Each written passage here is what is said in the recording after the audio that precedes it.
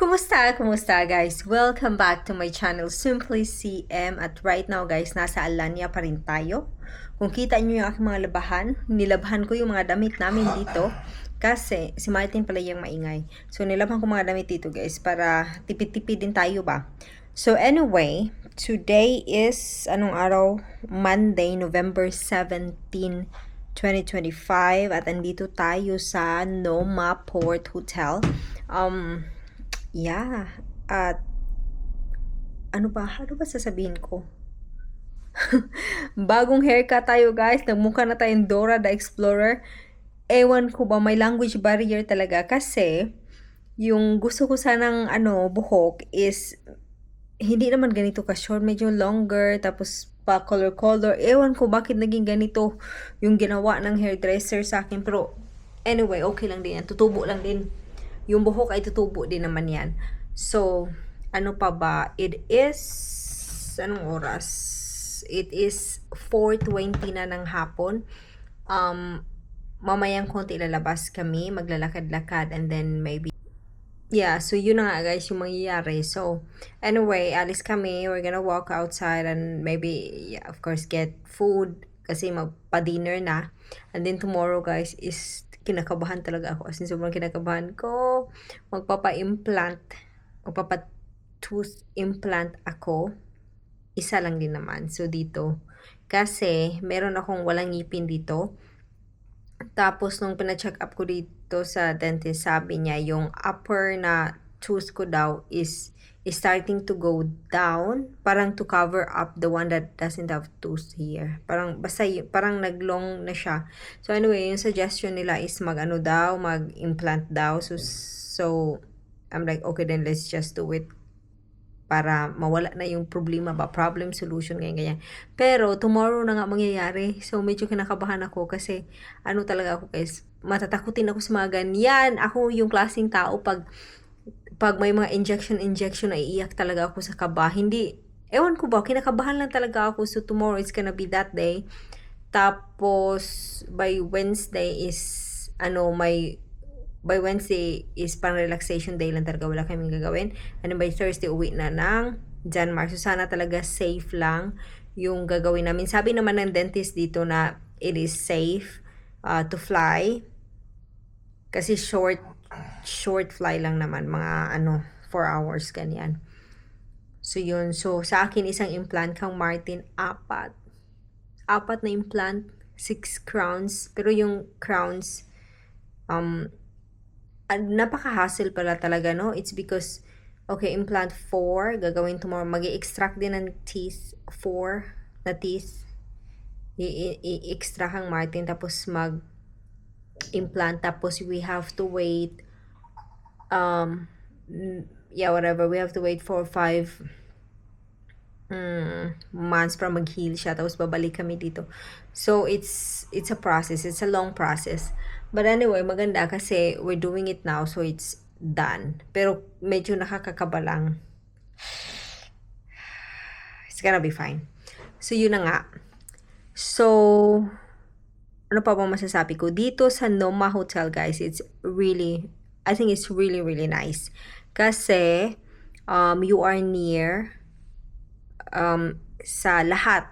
Restaurants, markets, tapos tourist-friendly talaga siya. So, hindi ka talaga parang kakabahan. Kasi, maraming turista. Tapos, yesterday, ewan ko ba kung na-vlog ko or hindi, me and Martin, we went to, it's still Alanya. We took a taxi and then napunta kami dun. Kasi bumili ako ng, pakita ko. Bumili ako ng flash drive kasi wala nang memory yung aking ng aking laptop ba. Wala na. So, bumili kami, pero medyo na siya, pang local na talaga yung area na napuntahan namin. Tapos, gutom na gutom kami kasi hindi kami nag-lunch at hindi din kami nag-breakfast. So, yung ginawa namin ay randomly, may nakita kaming restaurant, we went inside. Alam mo yung lahat sila nakatingin lang na parang feel mo talaga na hindi ka welcome. Tapos, nung nakaupo ka na, yung waiter dinadaan-daanan lang kami, parang sina-side eye lang ba, ganon. So parang, oh my God, it was so awkward. And then, we didn't know how to order kasi may QR code lang. Normally, waiter is gonna come in and ask nothing. We were just ignored. So we went out again, and then it's like, okay, what to do? We're so hungry. So we took a taxi, and then we went to this other place.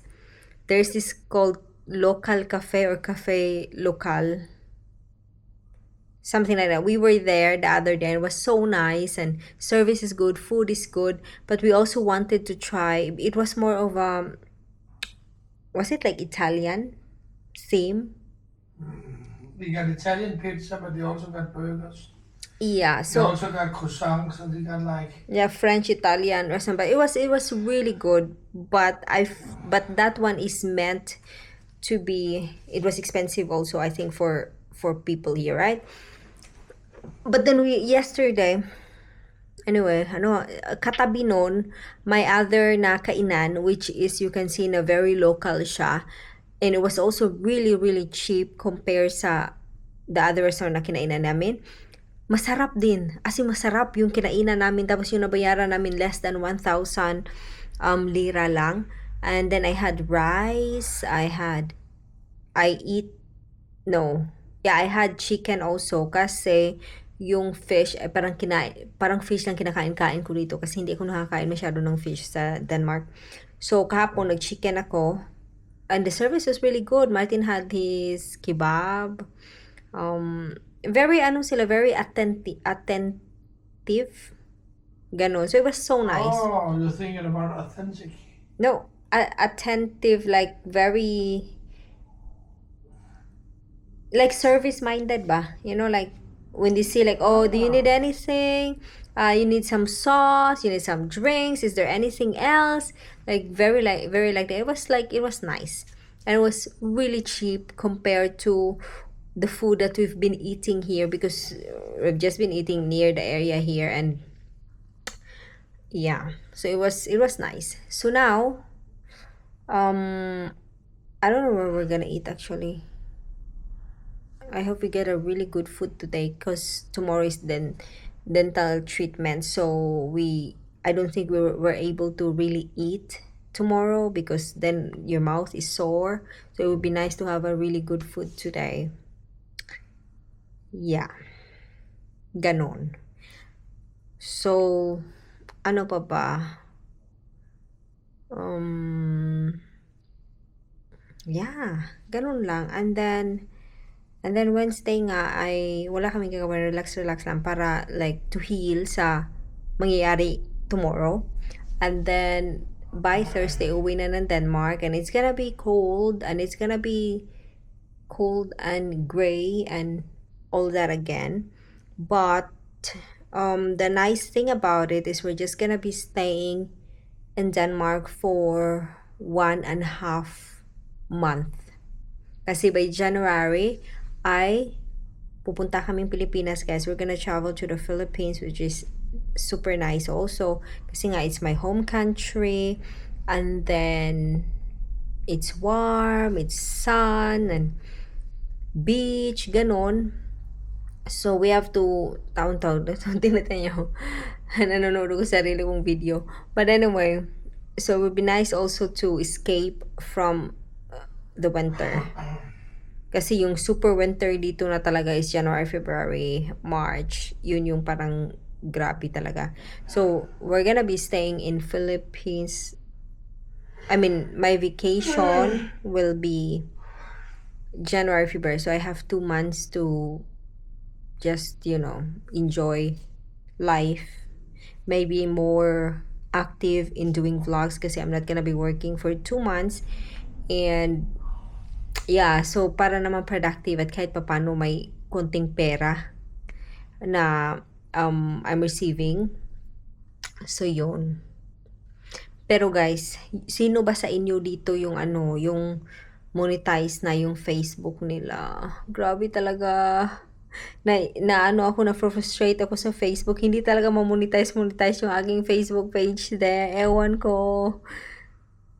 So, Yeah, so to all of you na watching, to all of you na my Facebook, of course, my Facebook kayo, please, please, please, please follow my page in Facebook. It's just called Simply CM. It's the same here dito sa YouTube ko.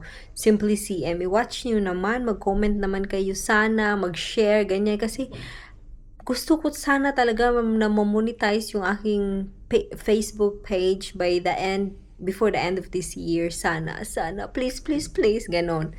So anyway, pero pag hindi naman, well, wala tayong magagawa. But I'm putting a goal somehow na by the end of this year, sana ma-monetize na talaga siya. So I have my YouTube and then my Facebook, ganon. So yun, dami kong pinagsasabi. My God, guys. Okay lang ang buhok ko, guys. Do you think I look... I don't know, I look like Dora the Explorer. Pakita ako sa inyo lang ha, very, very, very fast. Ito sana yung dapat i-follow ng hairdresser ko dito sa Turkey. Ito, guys. Yan. 'Di ba? Kita nyo, ang ganda. Yan yung gusto ko. Yan yung gusto kong color. Yan yung parang may pabangs. Pero ang ginawa ito, may color naman ito konti pero brown. Ewan ko. So anyway, baka required na dapat mataas yung ilong para makuha ang ano na to, ang look na ito. So okay lang din naman. It's just hair. It's gonna grow again. Pero okay din. Kahit pa parang kasi ang tagal ko ng long hair. So, matry naman natin ng ganito. So, yun nga. See you when I see you. Wow! Ganda, oy.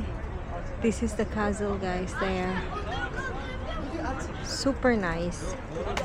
Tapos, baka itatry natin itong Harbor Kitchen Bar. Tingnan nyo naman. Uy, ang ganda. Tingnan nyo naman. Oh, maganda din. Ay, maganda dong. What? Maganda. Sino na maganda? Hindi na maganda. Wow. Anyway. Hado min cellphone.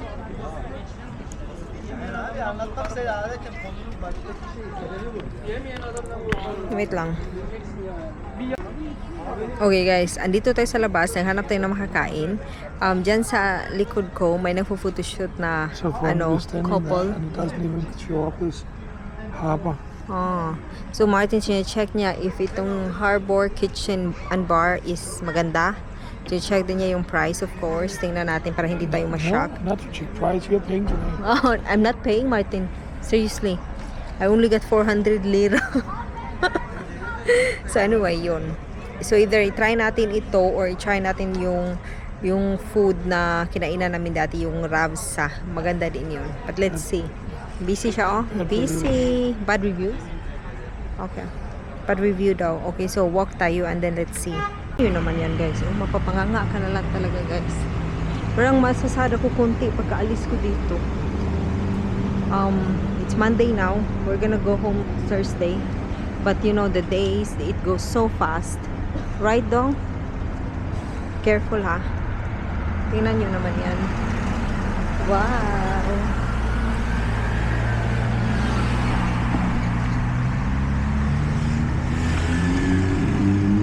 Super nice. Oh, may papande. You wanna try that kind of bread? Na? Tingnan nyo naman. Ganda, eh.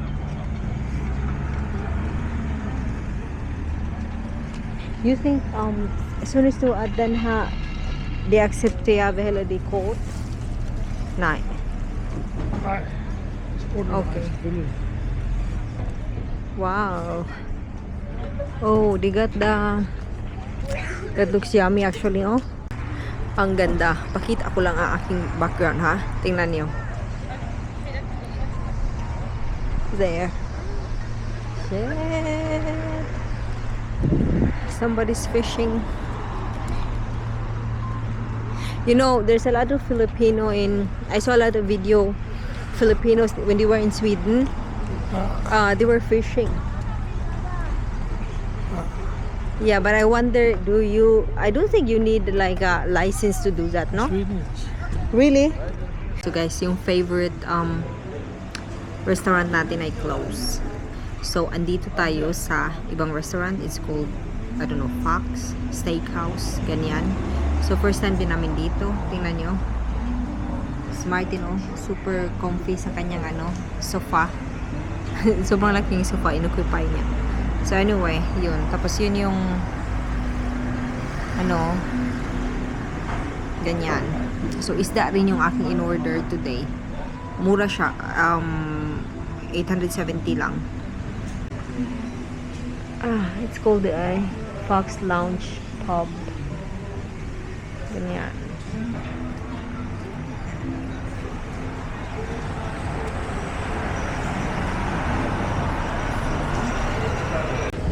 Sidder jeg godt? Nej, ikke sådan rigtigt, men It looks jeg har nice. sofaen for mig selv.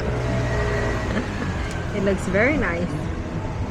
Okay, may palibreng. Ito yung mga, this is what I like about the Turkish culture, but there's always like free things, you know? This is a trick. If you look at, if they give you free bread in the beginning, especially before you order, you already starting eating and you will order more. So this is an investment of you spending more money. Okay. Normally. There's no more dessert or no more. You understand what I mean? Because I'm too full now. But if they don't give that, then there's still space for dessert.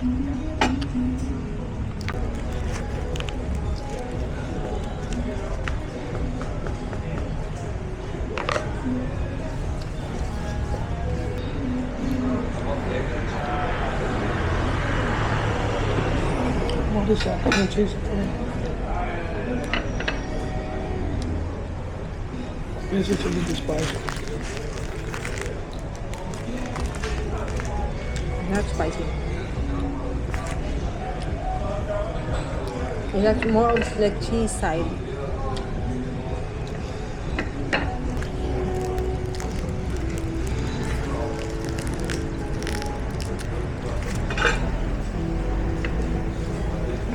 I feel like we have to get some money. No?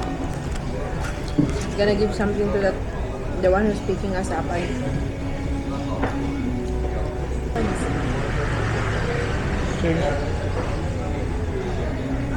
Example, yesterday, the man, he doesn't take card. And then, okay, euro, let's say euro 80. Then some of it is coins. Then Why is someone with card?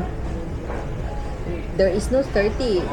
There is 50 euro. 50, 20, 10, 5 euro. Yeah, but they are coins, right? No. Bills.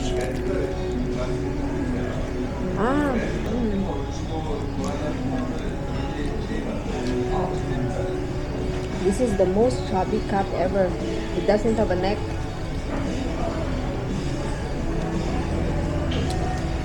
Taste this though, I'm confused. No what it is.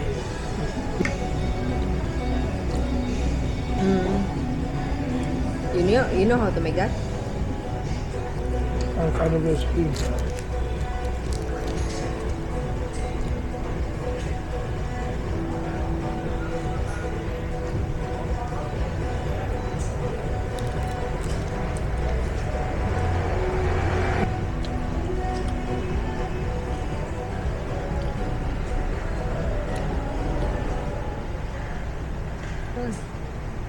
Not.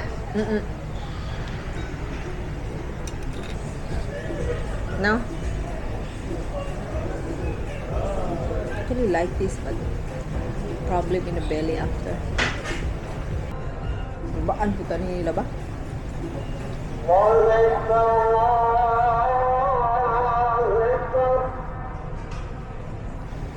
This is a cat with very big head. It's like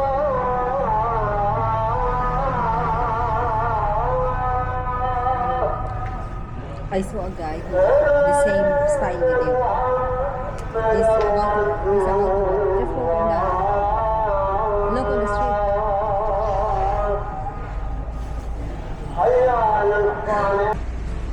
Guys, tingnan nyo naman yung aking na-order. Grabe, ang ganda niya.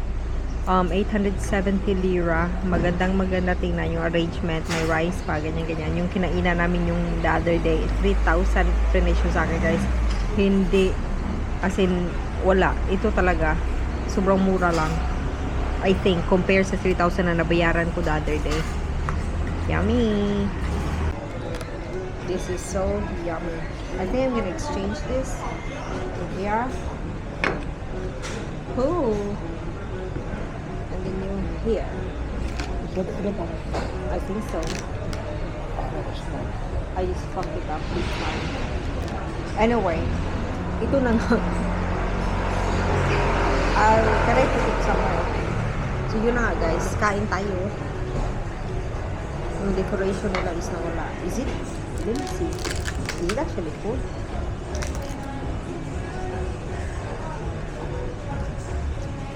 It's like our rice.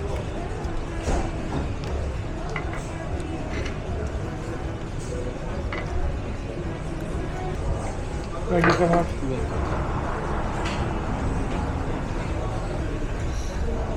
So good.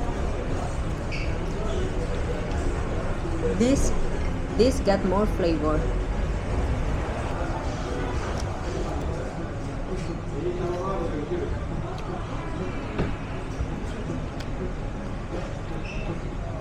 When they delivered it, I thought it was just like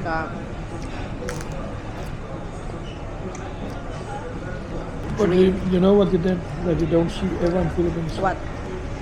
Food arrive at the same time.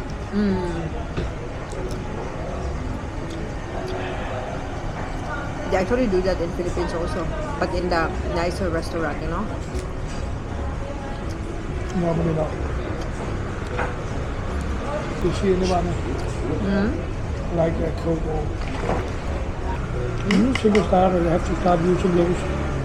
Yeah, you got a lot at home. That's all right. You know, the other day I was thinking I'm not gonna eat fish anymore. I've been eating fish. I'm gonna have another food. I can eat fish forever.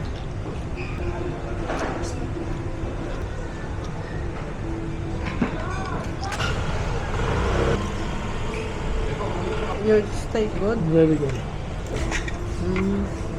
Feel like this is what's lacking in Denmark actually. They're lacking like the way they present the food. Denmark is like very simple and clean. The presentation always. You know what I mean? More.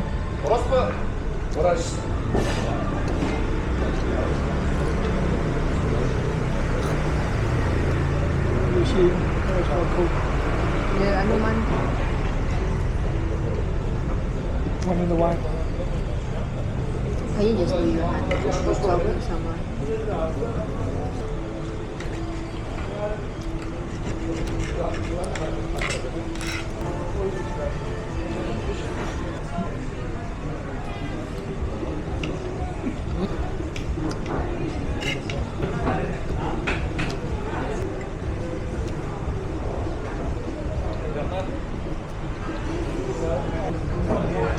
You want the grilled here?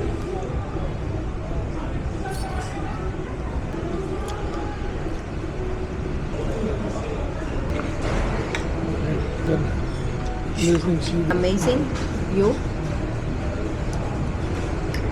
My God.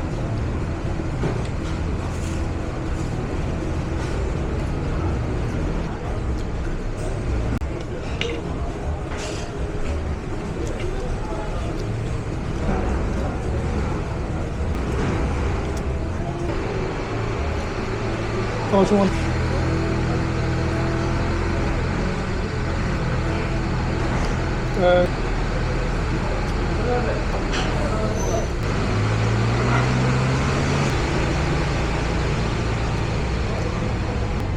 You can have my fries if you want. yeah, I want. Huh?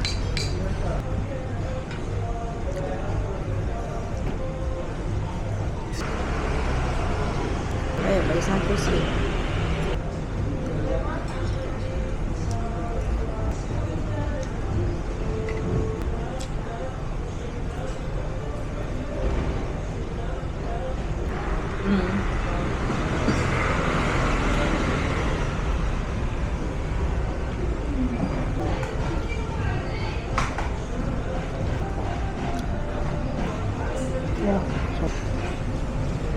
That's somebody's phone. Oh, guy in white. Nothing happening in there.